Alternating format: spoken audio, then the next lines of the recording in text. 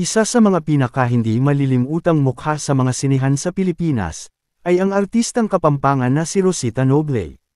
Siya ay nagkaroon ng karera sa pelikula, na tumagal lamang ng wala pang isang dekada.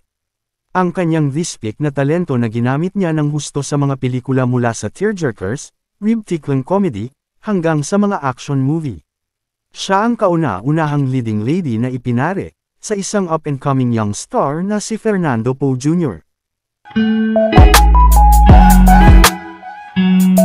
Kung bago ka pa lang sa ating channel, at mahilig ka sa mga ganitong klaseng content, ay iniimbitahan ko kayong mag-subscribe, at pindutin mo na rin ang bell icon, para lagi kang updated, pag nag-upload ako ng mga bago kong video.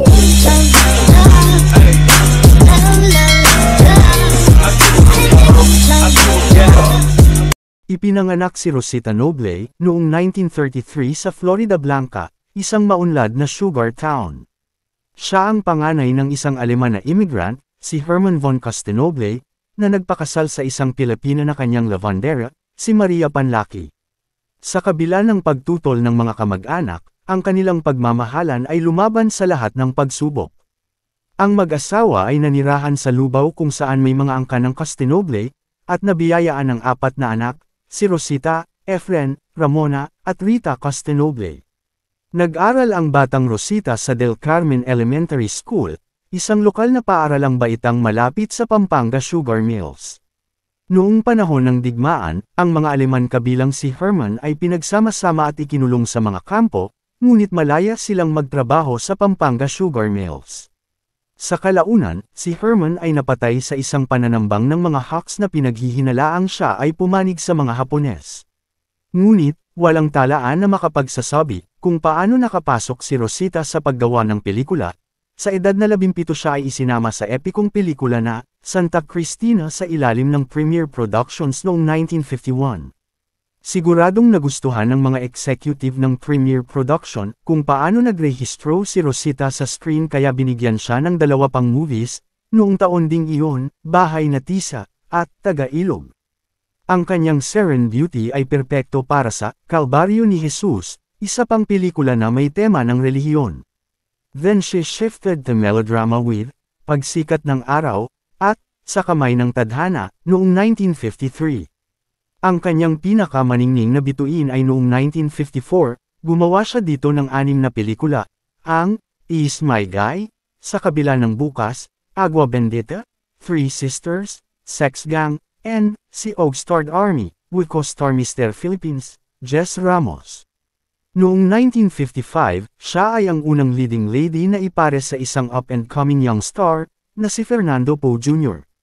Noong 1955, siya din ay lumabas sa adaptasyon ng pelikulang Torpe, isang kwento na isinulat ni Mars Revelo na unang inilathala sa Hiwaga Comics.